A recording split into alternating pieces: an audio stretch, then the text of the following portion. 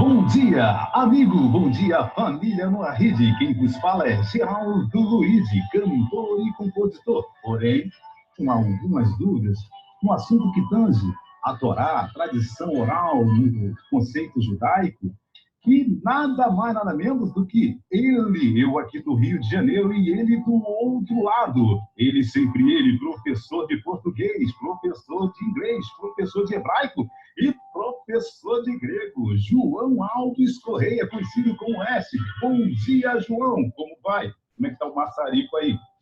Bom dia, Geraldo, meu amigo. Aqui no sul nós estamos hoje clima ameno, tranquilo. Temperatura de 19 graus, 20 graus no máximo, tranquilo. A chapa aqui está quente. Pedi alguns ovos do Paraná, que foi tacado aí no Molusco, e estou colocando no asfalto para fazer um omelete. Certo. Mandamos alguns aí. Bom, estamos aí, 3, 4 dias que antecede Pêssah, né? Páscoa judaica, e tratamos de alguns assuntos, né, que foi muito importante, aulas passadas, e hoje eu quero entender alguns textos onde os profetas descem a bordura naqueles que cometiam erros. Porém, me parece ser contraditório ao capítulo 21, verso 1 de Gênesis, onde o Eterno pede um teste a Abraão, e com o livro de Vaikra, né, no questão de sacrifício, e com o livro de Êxodo. Tratamos na aula passada, né?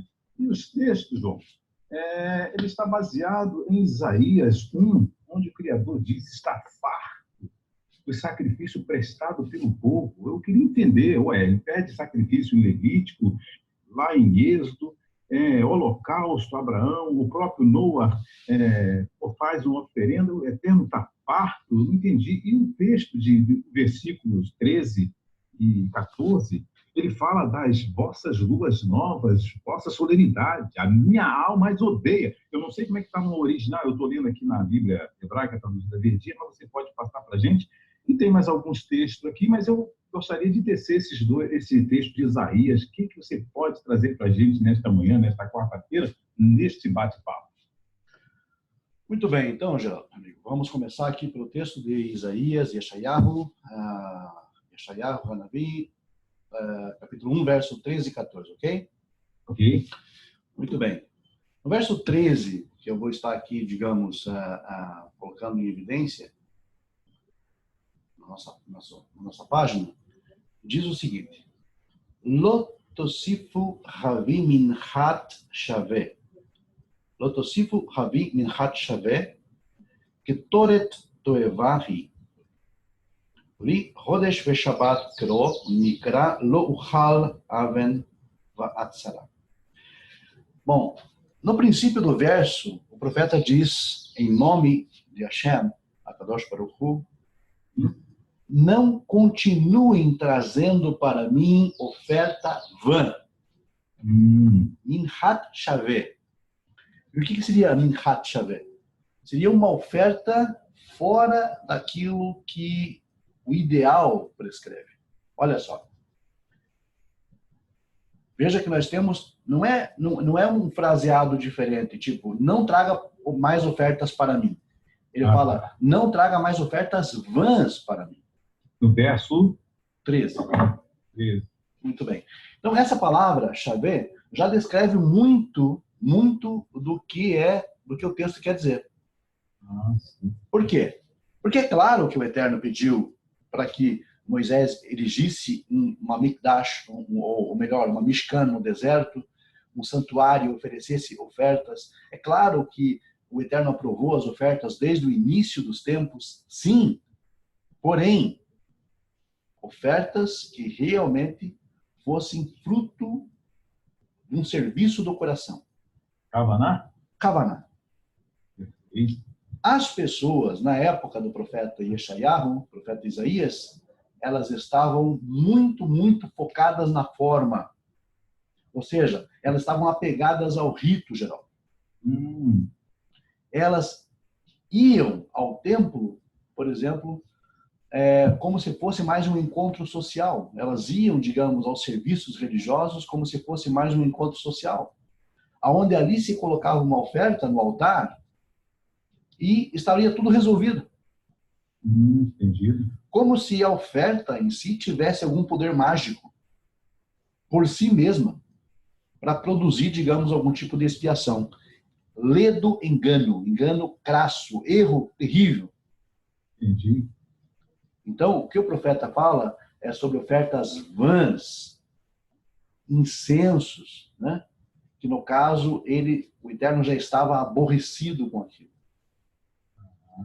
Ou seja, até mesmo Rosh Chodesh, as cerimônias do mês judaico, o Shabat, o Santo Shabat para os judeus, né? Isso já estava aborrecendo a Deus. As assembleias solenes, né? As Atzarot, já estavam aborrecendo a Deus pelo fato de que tudo aquilo era absolutamente mecânico, frio e sem nenhum tipo de compreensão do que estava sendo feito. Entendi. Portanto, no verso 14 diz que as vossas luas novas e as suas festas, veja que o Eterno diz, presta bem atenção no texto, ele fala as vossas luas novas e as vossas estações, as vossas festas. Ele não fala as minhas festas, as minhas luas novas. Não, por quê? Porque aquilo não estava sendo em conformidade com o que ele apontou. Entendi. Então não era mais os Rosh Chodashim de Deus, do Eterno, e sim deles mesmos. Não era mais as festas do Eterno, eram as festas deles mesmos. Entendi. Chodsheichem, o Moadeichem, significa as vossas luas novas e as vossas festas. Eu odeio. Não era a festa do Criador, né? Já não era mais. Ou seja, perdeu a essência. Claro, continuava sendo as festas do Shabat, as assembleias solenes, os Rosh Chodashim, que o Eterno apontou, mas da forma como ele não pediu.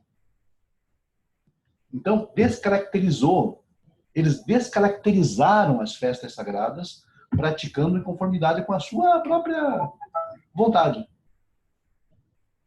Então, descaracteriza, passa a ser das pessoas e não mais de Deus. Vão, né? Vão, exatamente. Sem sentido nenhum. Inútil. E nós temos, você vai comentar mais sobre esse texto, né? Então nós temos vários textos que falam sobre esses holocaustos, sacrifícios vãos, né? Que existia, né? Sim. A gente tem, por exemplo, 1 Samuel 15, né? Porém, esse profeta Samuel, tem porventura o Eterno tanto prazer em holocausto e sacrifício? Então, é só outro questionamento, né? Porque quem olha assim parece que o Eterno pediu e de repente, não quero mais. Aí, quem não tem uma visão dos textos originais, fica na dúvida. Não, foi abolido o sacrifício, acabou tudo, e o Eterno não quer mais, entendeu? Nova lei, ou melhor, um plano diferente, graça em si, né? Sim. Muito bem. Então, esclarecendo essa questão do profeta Shmuel, o que acontece? Era o mesmo caso. O profeta estava chamando a atenção das pessoas para que elas não acabassem entendendo as ofertas sacrificiais, no caso, como um fim em si mesmo. Um fim em si mesmas, né? Ou seja, não era para as pessoas se apegarem a esta forma, achando que a oferta em si tinha algum poder mágico. Mas é para elas depositarem, digamos, aí a compreensão naquilo que estava se fazendo, naquilo que estava sendo feito. Ou seja, o Eterno não tem prazer nesse tipo de sacrifício. É isso que o profeta está falando. Não tem prazer nesse tipo de sacrifício vão que vocês estão fazendo. Não coloquem ênfase nisso, porque isso não é o fim, isso é o meio para se atingir um fim. Então, por essa razão, muitas passagens você vai encontrar nos profetas um certo desdém, um certo desprezo pelos sacrifícios. Entendi. E quando a gente chega lá em Jeremias, é um paralelo com Isaías, que são os dois profetas maiores, né? ele também vai falar lá no capítulo 7, 22, onde começa um sacrifício, onde ele fala, quem pediu esse sacrifício? Eu não pedi isso aos vossos pais, né? Aí você, se você lê o texto, ou só o texto, você entende que o Eterno está falando do sacrifício em si dele, ou seja, da solenidade dele. Mas está falando de uma prática mais abominável, no caso, é isso? É, de uma prática religiosa puramente voltada para a forma. Mas essa de Jeremias era onde o povo também estava já oferecendo a rainha dos céus, né? Pior, né? Pior. E sacrifício ali, humano? Pior. É.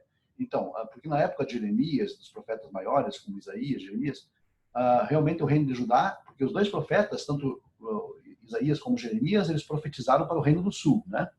Uhum. O reino de Judá estava realmente simplesmente indo à ruína. Rei após rei, você vai ler no relato de Crônicas e no livro dos reis, que é uma época, digamos, cronologicamente idêntica aí, ou a época de Isaías ou Jeremias, você vai perceber, dos últimos reis, né? Você vai perceber que rei após rei você vai encontrar uma frase bem típica: e fez o que era mal aos olhos do Eterno.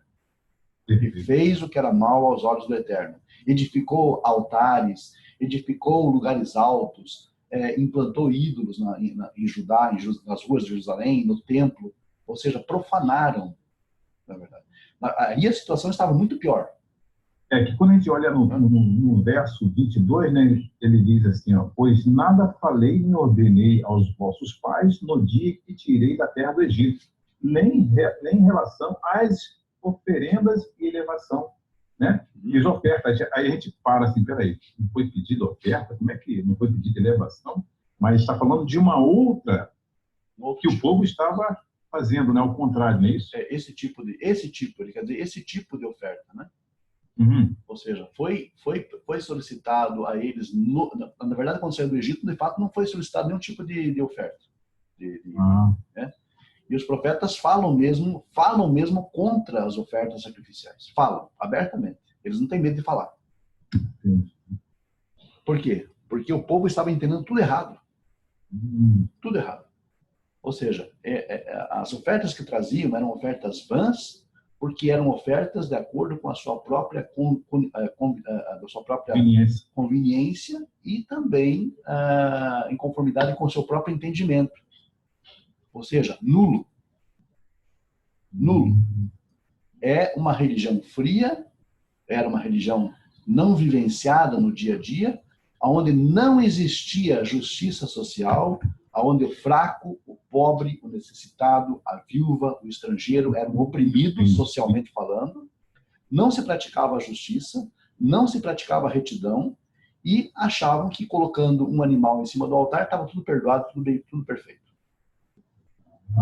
Entendi. Ou seja, cai lá em Isaías 29:13, e louvam de lábios. Louvo de lábios, ensinando doutrinas que são preceitos humanos, né? Exatamente. Era a situação na época que você estava vivenciando. Né? Uma situação um tanto quanto semelhante aos dias de hoje, que só vai à sinagoga em Yom Kippur. Como é que é? Uma situação semelhante aos dias de hoje, que só se vai à sinagoga em Yom Kippur, né? Então, o povo judeu em si está vivendo os dias do profeta Isaías? Sim, porque a escritura é dinâmica, concorda? Concordo. A escritura ela não está engessada naquele tempo. Aí a gente pode falar assim, mas isso era aquele tempo. De fato, o profeta escreve o tempo dele, mas a gente tem que lembrar o seguinte, que a escritura é dinâmica. Ela não serve só para o passado, ela serve também para o atual, para o presente. Se não, vamos pegar o livro de Isaías e vamos jogar fora. Sim. Então, não tem nenhum valor, mesmo você passando o ano inteiro, aí, de repente, algumas práticas que desagradam o Eterno, mas se arrependeu lá no final, não teria um valor em si? Ou seja, claro que teria valor se você confessa e a deixa, né? Mas para começar um novo ciclo novamente errando, então que chuva é essa? O negócio tá sério. Aí se encaixa exatamente no contexto de Isaías. Então isso é preocupante para os dias de hoje? Não, estou falando, o profeta Isaías, ele fala ainda hoje. Mas aí ficou sério. Então, chega nas festas solenes, né? Como antigamente, enche-se o templo, a sinagoga em si, né? E o lugar local de reunião, mas no decorrer do ano, sem nenhuma kavaná, sem nenhuma intenção. Exatamente. Você sabe, abrindo um parênteses aqui, você sabe aqueles adesivos que você vê em carro, quando eles procuram, digamos, fazer uma propaganda de algum tipo de produto, perca tantos quilos, pergunte-me como. Uhum. Já viu isso? Já. Então, tem uns carros para aí que tem esse adesivo, né, para vender esses produtos, certo? Já. Eu acho que eu vou fazer uma camisa para mim, eu não me converti, pergunte-me por quê. Não, mas você se convertendo, você talvez, claro que a gente não quer generalizar nada, né? Não, de forma alguma. Existem os dedicados, né? Os que seguem de fato, né? Que são a minoria, né? Que na realidade pode ser o que sustenta hoje a comunidade, posso dizer isso? Então, é difícil dizer. O fato é o seguinte, existe, obviamente, não é uma generalização. Eu estou falando não estou falando do judeu em si, do praticante em si, do piedoso em si. Estou falando do sistema a que ele faz parte. Porque o judaísmo como está hoje, ele está enfermo. E nesse caso de enfermidade, é a mesma enfermidade dos tempos de Isaías? Obviamente. E a pergunta é a seguinte, 2017 anos atrás, desde que o cristianismo fundou, desde que o templo foi destruído e o povo foi disperso, não se levantou o profeta, só tem os profetas do Tanar, ou o povo não usa o profeta em si para repreender ou para falar alguma coisa, porque talvez não tem medo de magoar, ou como é que funciona isso? Existe, na verdade, uma blindagem. O que acontece é o seguinte, veja só, acompanhe o meu raciocínio. Nós sabemos que todas as sinagogas do mundo, hoje em dia, elas se voltam para a Torá e para a leitura e o estudo das parashiot e partes ínfimas dos profetas, das Haftarot, que não são nem, na verdade, estudadas. O que são estudados, na verdade, são justamente a ética e o Mussar e as parashiot. Muito bem. É um estudo profundamente importante, concordo, mas o que você percebe é que os profetas são preteridos, são colocados em segundo plano. E existe um motivo para isso. O motivo para isso é que a mensagem dos profetas não é uma mensagem agradável. Descer a borduna? Não, exatamente. É agradável ficar ouvindo isso o tempo todo? E o seu sacrifício, as suas ofertas, os seus sacrifícios me dão nojo, me dão repugnância. É agradável isso? Não, espanta o povo. Isso é desagradável. Então, o que acontece? Isso é preterido. Isso é preterido de uma forma engenhosa. Mas, para fazer justiça, a gente sabe muito bem que a Bíblia judaica, o Tanar, no caso, comporta os livros dos profetas. Está lá, só que ninguém lê. É porque se começar a ler os profetas, vai ficar vazio. Se está vazio hoje, fica mais vazio ainda. E o medo é esse? Eu não sei se exatamente o medo é esse, mas, porque na verdade o vazio já está. Né? A grande questão aqui é o seguinte, é que isso fere o ego, geralmente. Os profetas ferem o ego, machucam o ego. Aí colocam o povo judeu, digamos, no seu devido lugar, mostrando que eles precisam de tikkun, precisam de reparação. E então você está dizendo que os líderes hoje, né, sábios da atualidade, assim, não quero generalizar, mas falham em não citar esses textos que repreendam o povo? Claro, sempre. Sempre. Porque isso é um aviso contínuo, não é? Isso é uma disciplina contínua. É importante para o povo judeu ler os profetas, estudarem os profetas, porque é ali que está realmente a mensagem para o tempo presente, atual. Mas se eu sou um líder, eu dou um exemplo aqui, e sinto que nas minhas festas, nas solenidades, eu vou ter a casa cheia, né? Todos os eventos, inclusive de terça que está se aproximando, e os demais que se seguem, né? Eu vou ter a casa cheia, ou voltar, é um meio de unir a comunidade, e se eu trazer o profeta Isaías, descer na borduna, e eu espantar esse povo, não vou ficar mal diante da sociedade? Como é que é? Como funciona? Quer dizer, aí é uma questão de se usar, digamos, do bom senso. Então, o que é mais importante? A elucidação e a disciplina ou Manter o povo. manter, digamos, o povo sob algum pretexto que não seja de disciplina e de educação? Ou manter o povo nesse pretexto em erros. Exatamente, porque veja bem, quando é que as pessoas vão aplaudir aquilo que não lhes agrada? Não, nunca. Nunca. Então, a tendência natural do ser humano é aplaudir aquilo que lhe agrada aos ouvidos, né? Então, fale aquilo que é bom, me elogie, me coloque para cima, e eu vou, obviamente, aplaudir. Agora, me coloque para baixo, me coloque, digamos, no meu devido lugar. Mesmo que seja uma lição, não uma crítica, mas uma lição de vida, para que eu possa, então, entender a minha atual situação e necessidade de reparação, entendeu? Que eu vou, obviamente, não aplaudir, eu vou rejeitar essa mensagem de alguma forma.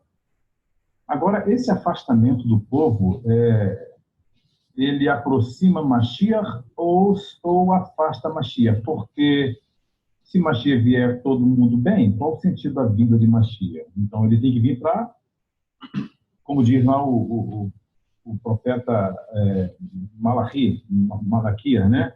Que Elias vem Eliarro vem para fazer com que os corações dos filhos voltem aos pais e dos pais voltem aos filhos. Ou seja, então esse afastamento tem propósito ou não?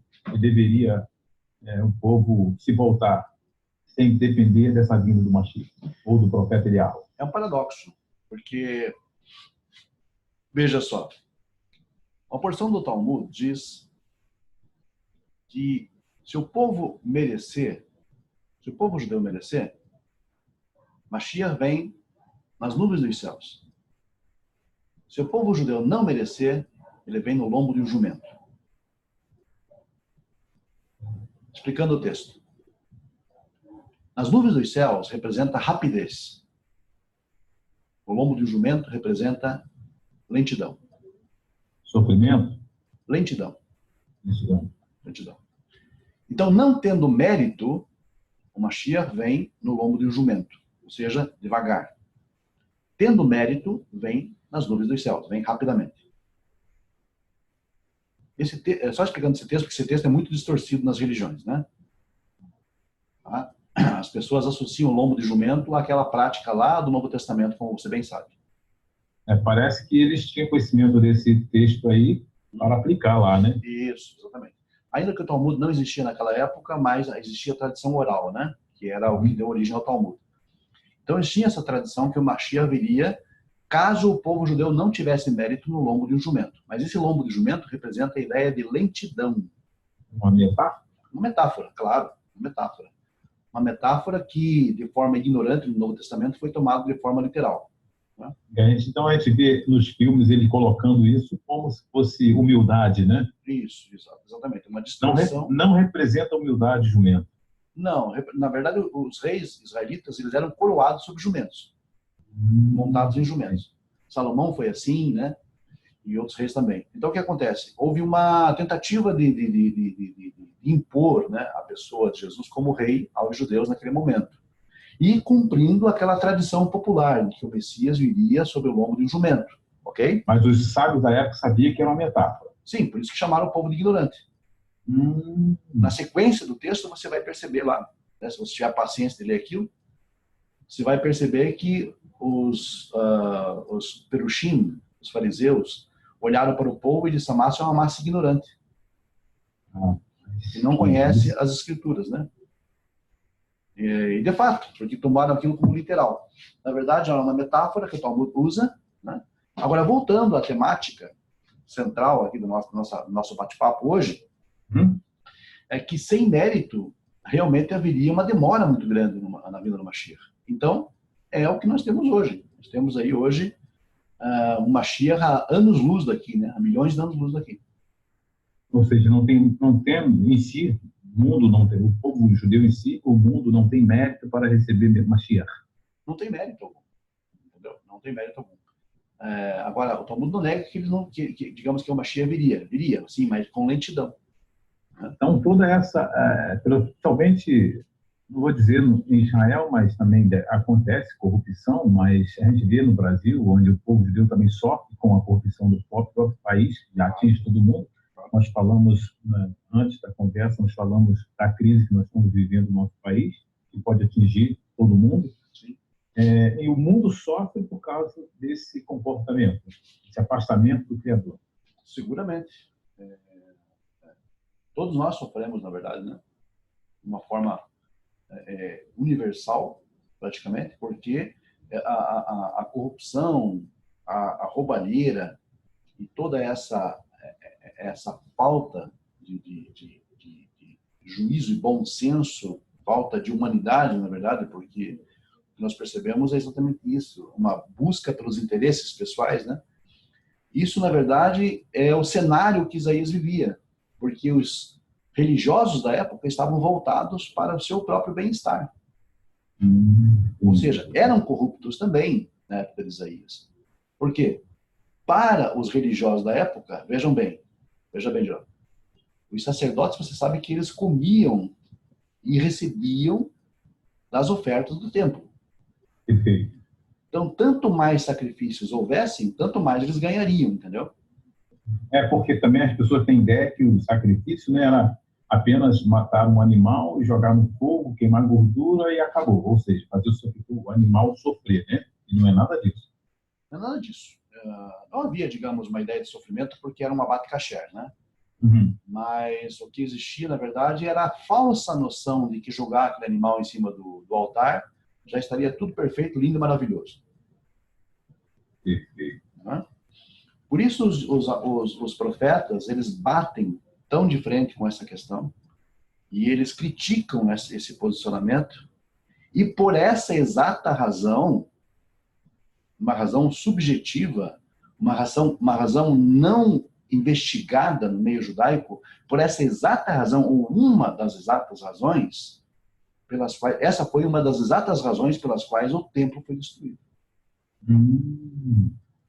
Ou seja, louvar de lábios. Por quê? Diga uma coisa para mim, Geraldo. Você tem, digamos, a tua casa aí, de repente, um lugarzinho lá que você coloca muitas coisas que você não usa. Perfeito. Mas chega um tempo que aquilo toma tanto espaço, que o que você vai fazer com aquilo? Vai se desfazer? Sim. Porque são coisas inúteis para você. O templo passou a ter função zero. Aí, você acredita que exista algo que aconteça neste mundo que o Eterno não tem controle? Não. Para mim, está tudo no controle. Então, você quer dizer para mim que a destruição dos 2 templos estava sob o controle de Deus? Por essa visão, por esse ângulo, olhando por esse ângulo, sim. Sim, certamente. Por quê? Porque, na verdade, o templo passou a ser, digamos, algo inútil. Ou seja, quando perde a sua função, quando uma instituição, veja bem, quando uma instituição perde a sua função, qual é o fim dela? A extinção. A extinção. A extinção. Aí, lógico que isso acarreta uma série de outros questionamentos, né? Mas os profetas não falaram da reconstrução do templo, tal. Sim. Mas isso é tema para outro ponto, outra aula, né?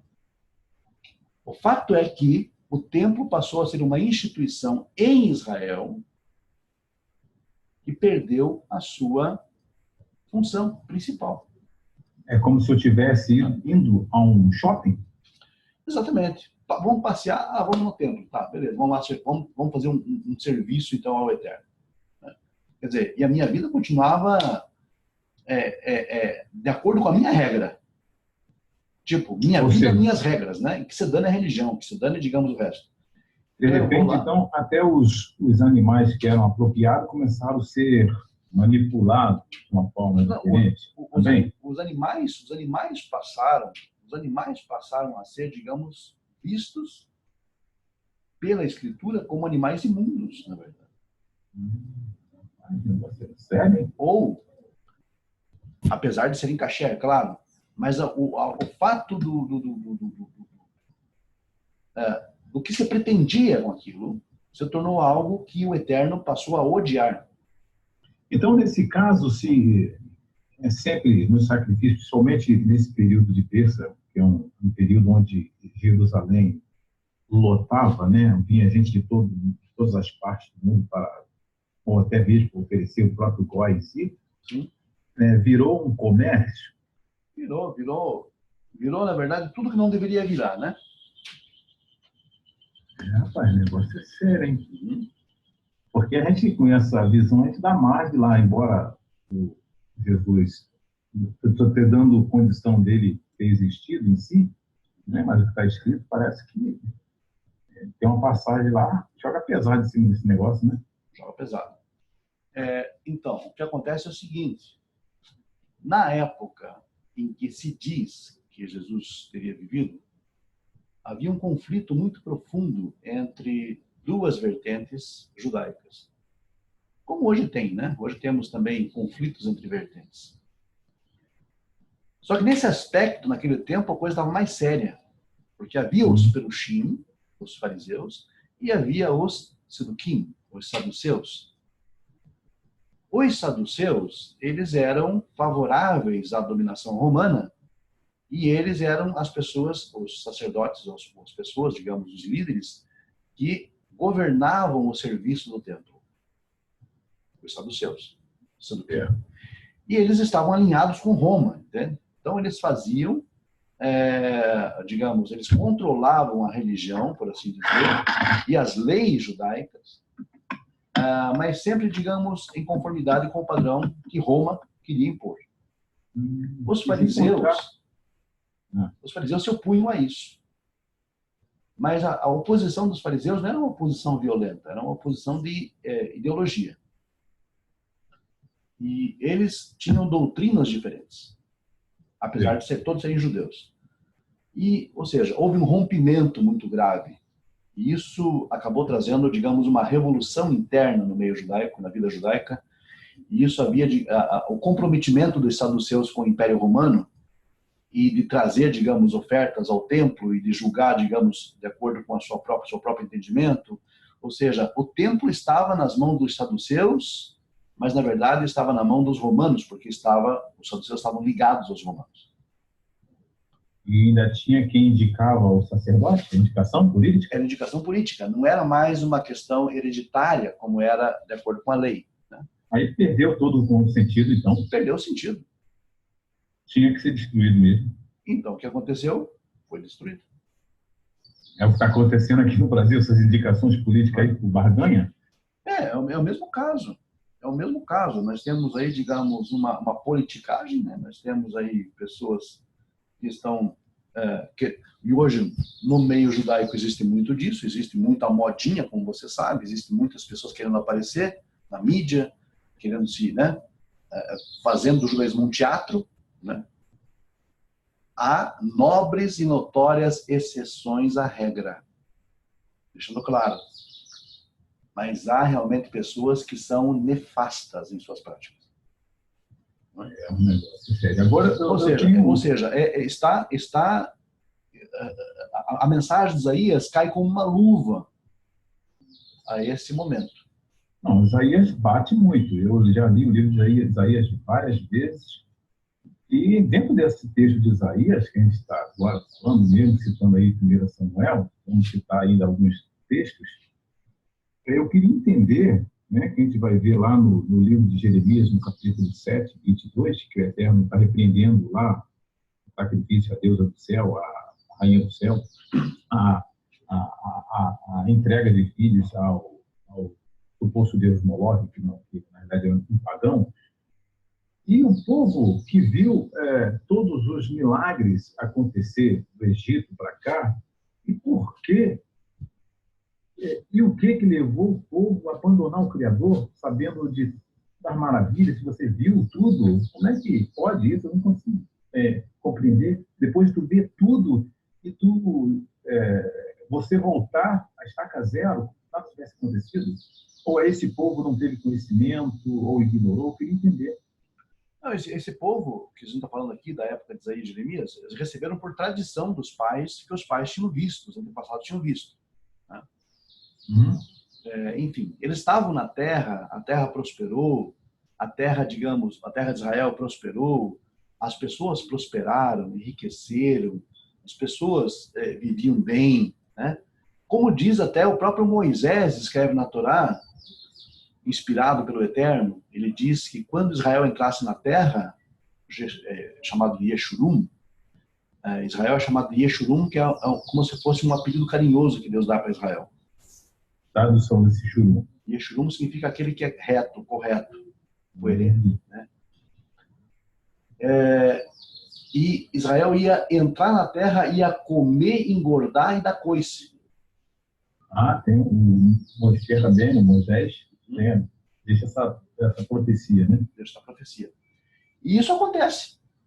Porque quando você lê a história bíblica, a sequência da tomada da terra, do estabelecimento dos juízes, depois dos reis, no período dos reis, você percebe o período mais glorioso de Israel no período dos reis, onde a nação está bem estabelecida, forte, está independente, né? As pessoas enriquecem, os reis se tornam poderosos, existe uma aristocracia judaica que oprime o povo mais simples.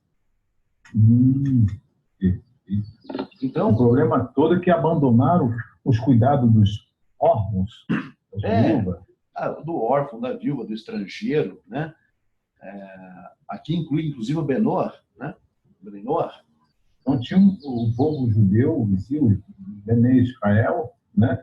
Eles têm uma missão de cuidar não só do povo dele em si, né?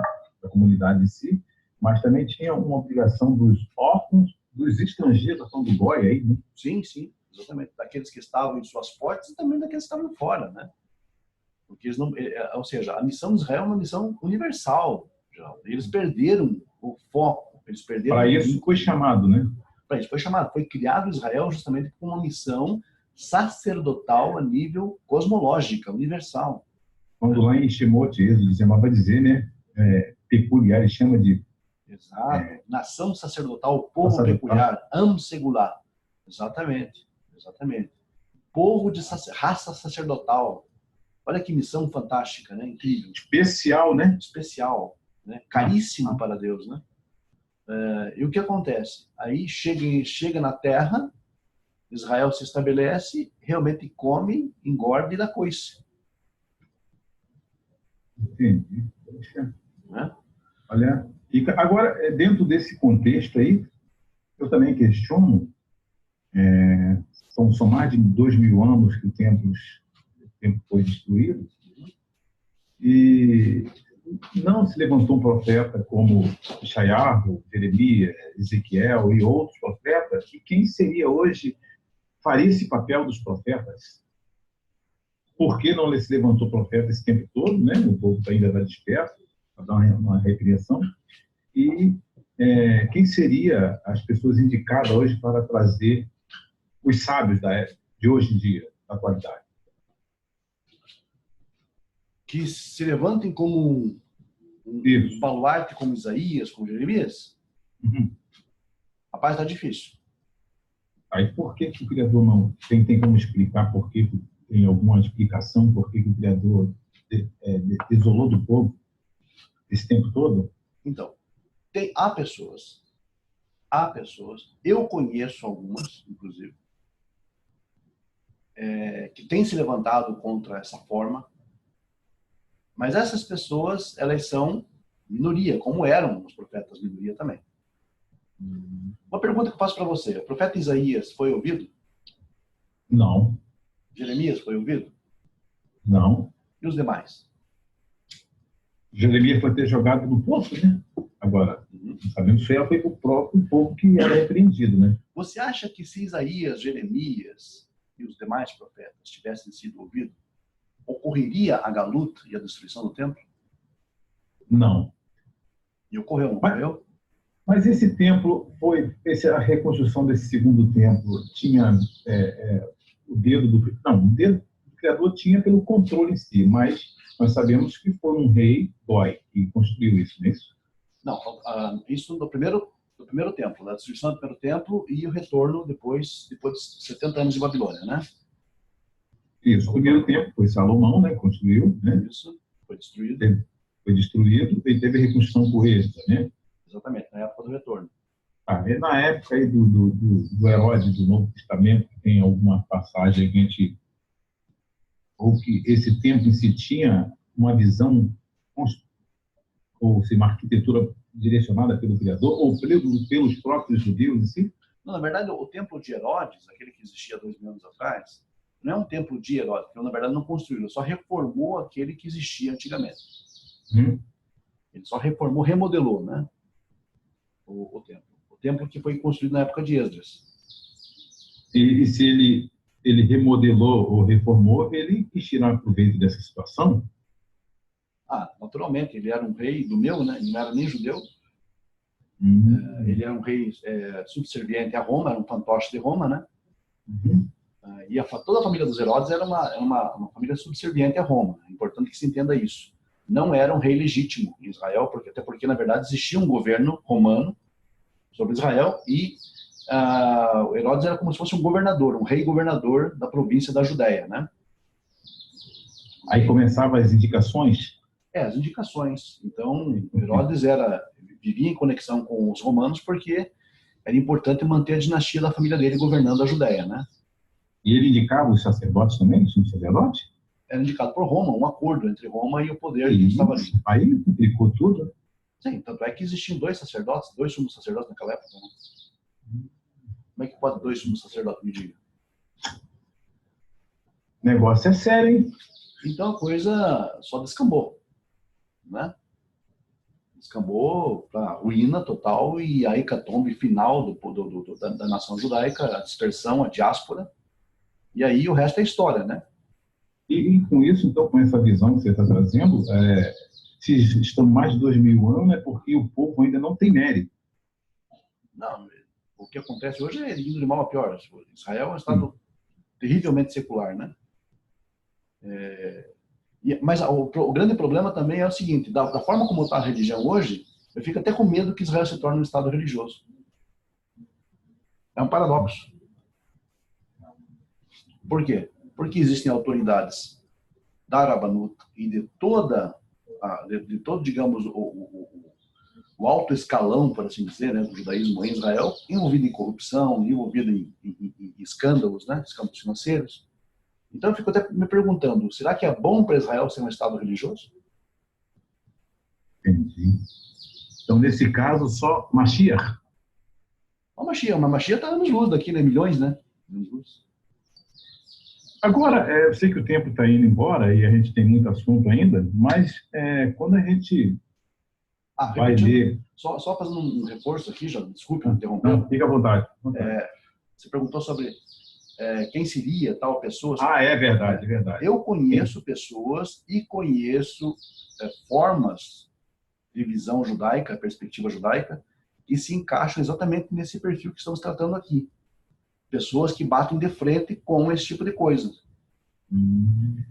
E um dos nomes que realmente não tem medo de falar a verdade sobre isso é o rabino Moshe Ben Haim. Ele vive onde? Nova York, Estados Unidos. Eu traduzi um livro dele. Esse livro que você traduziu? Isso. Qual o nome? Do Moshe Ben Haim.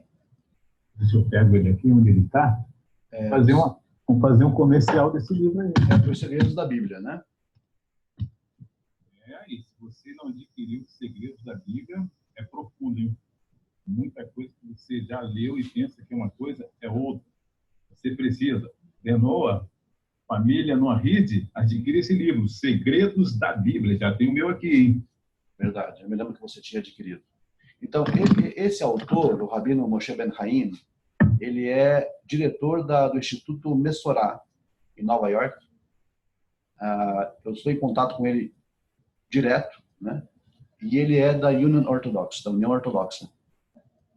E ele bate de frente com esse tipo de coisa. Inclusive, você sabe que o Yitzhak Yosef,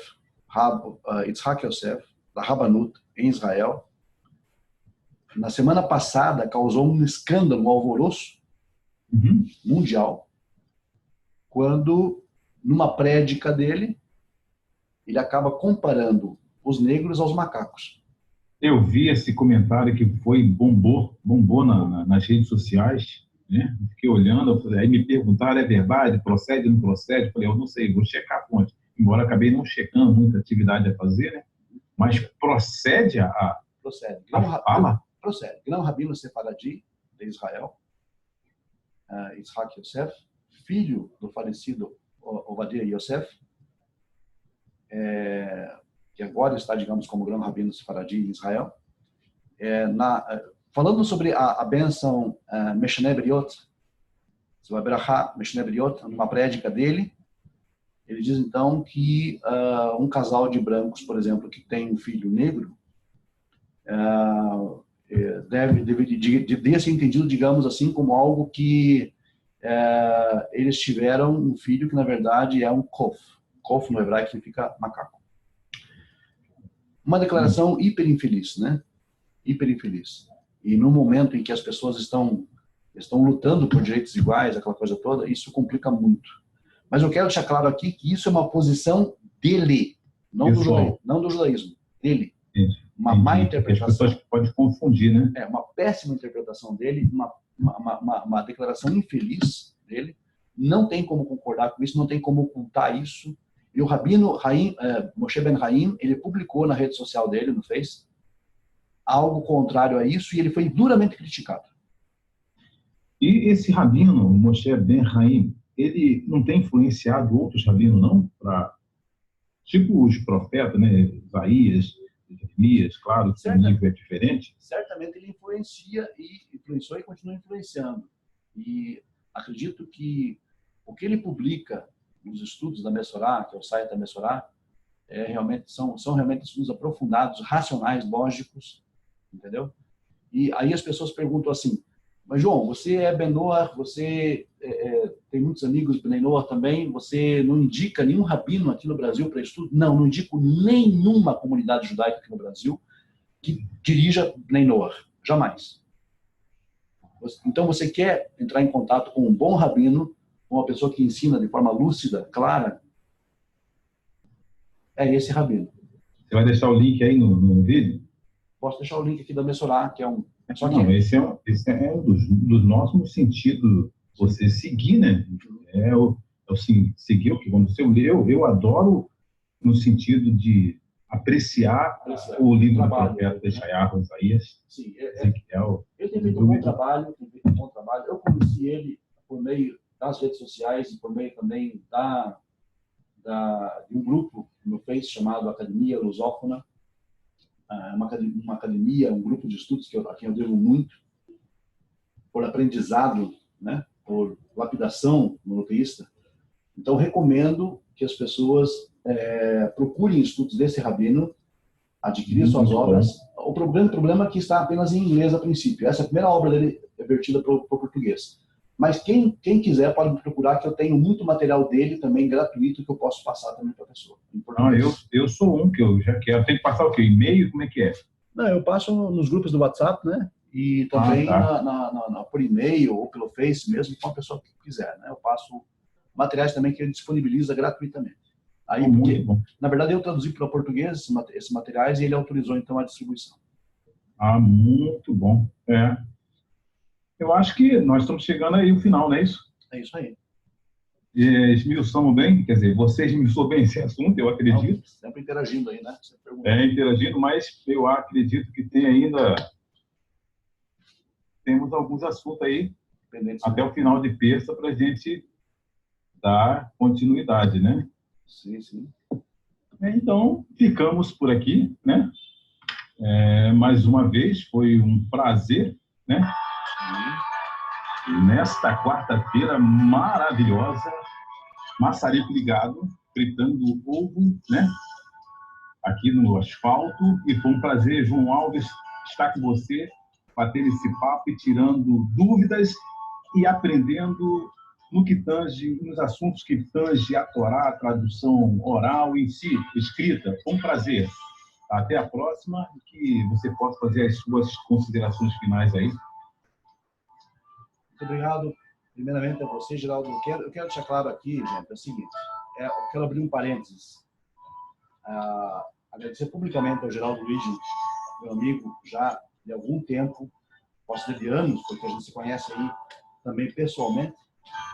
Tive a oportunidade de ouvi-lo, visitá-lo lá. Nós passamos uma tarde muito boa, boas conversas. E agradeço a você, Geraldo, e público. Está dando uma picotada? Está dando uma picotada. Ok, mas acho que está gravando bem. Quero agradecer a você publicamente aqui pelo empenho, pela dedicação e pela curiosidade em questionar e perguntar esses temas que eu acredito que sejam de fundamental importância para todo monoteísta. Não fosse por você, quero deixar claro, dificilmente esses vídeos iriam ao ar, porque, na verdade, eu estou com pouco tempo para realizar matérias. Entendi. Então, você patrocina o curso e, ao mesmo tempo, também permitiu a distribuição desses vídeos para todos, o que é realmente uma grande tzedakah. Muito obrigado, viu? Parece que eu encontrei um caminho, tá? Eu questionando para que de onde vim, para que eu vim.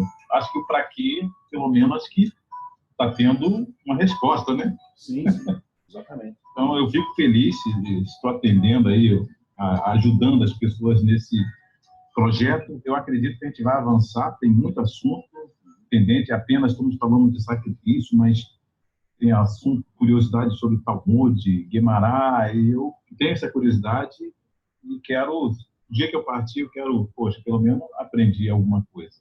Isso é e a gente vai estar aí nesse projeto aí. Isso é um grande muito bom. Mérito, é um grande mérito.